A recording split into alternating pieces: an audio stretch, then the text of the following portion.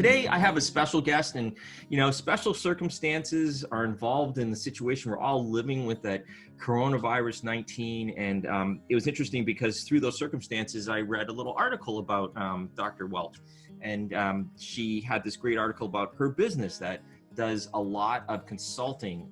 There's specialists that will do consulting for individuals such as myself, a general practitioner, or as I call myself, a day practitioner. So I'd like to welcome Dr. Kristen Welch to my show, the founder of DVMstat Consulting, and we got a lot to talk about today. So thanks for being on the show, Kristen. Thanks so much for having me. Yeah, you're welcome. As always with my guests, and I'm always keenly interested to know your history and just about you and how life got you involved in veterinary medicine, and then how you got involved in your specialty, and then how things led to what you're doing now. So what's your story?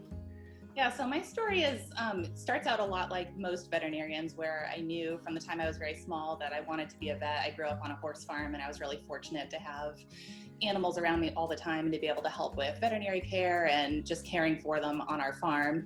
And so I grew up with a really strong love for all species of animals. And so going through undergrad and applying to vet school, I had always thought I wanted to be a mixed animal practitioner, which is kind of funny looking back now because it's like the opposite of what I'm doing.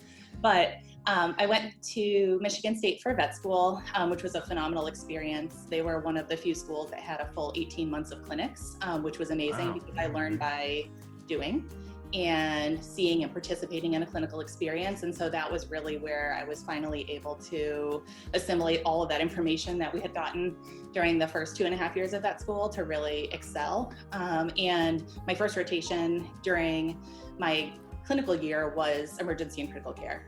And during that, on day 3, my favorite dog of all time, who was named Boston, got hit by a car right before I was getting ready to head into work. And he had a tension pneumothorax.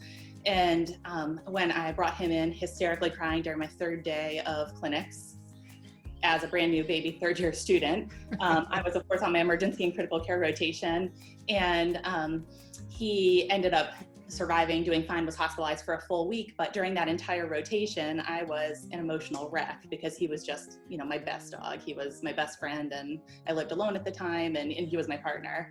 And so I circled back around and went back through emergency and critical care when I was less emotional and less stressed, and it solidified my my love for emergency and critical care. And I really aligned myself with all of the ways in which my mentors practiced. They were some of the most phenomenal clinicians I have ever worked with in all of these years. And headed to University of Pennsylvania for my internship, solely because I knew that I really wanted to do emergency and critical care residency. And at the time, that was, I'm not a city person at all, but sacrificing a year to live in a city was so worth it to have such a phenomenal year of really solid emergency experience heading into my residency. I moved back to Tufts for my residency and spent the next 5.5 years living back in Massachusetts, which is where I'm from. And it was a really, really great experience. I taught for a year part-time at the satellite hospital for Tufts and did some research there, and it was really, really wonderful.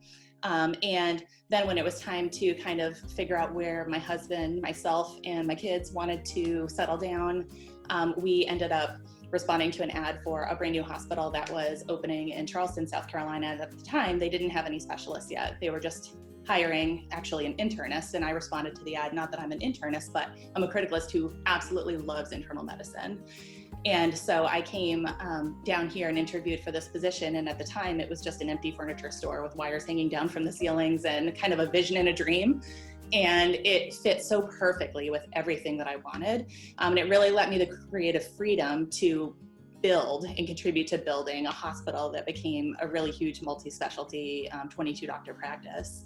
So that's where I've been for the last 9+ years. And during that time, I focused so much on building the referral base and spending time communicating with veterinarians and helping them with cases and really guiding a lot of their case decisions from afar with a phone call and emailed or faxed over information. And I really found that extremely, extremely rewarding. And it's amazing the number of vets that I got to work with over, that 9-year period to help them with all kinds of complicated cases, like surgical cases that weren't doing well under anesthesia, sick internal medicine cases they had been working on for a long time and really just wanted somebody else to come in and sort of look at it with a fresh perspective. And, you know, the true emergency cases. But I really found a deep love for being able to help a greater number of veterinarians than what I could help on a physical site. And that's where the idea of DVMstat consulting came about. And so years ago, I opened the LLC for DVMstat consulting and started kind of planning what this consulting business would look like, with the goal of really being able to provide the absolute highest level of care and guidance to veterinarians all across the country, and slowly over time build up the number of specialties that we were providing so that we were always able to provide a very personalized level of service to veterinarians, where they were working individually one-on-one with a specialist, and the same specialist over time on the same case. So it was as if the veterinarians have that specialist in their hospital helping them with that case throughout the entire case care. And so it's a really fun way to combine all of the things that I love about medicine: teaching, case figuring out. I love the chronic puzzles and the really acute puzzles where you have to put together all the pieces and try to figure out exactly what is happening. And I just really love helping vets be able to practice at their highest level. Wow, what a great story.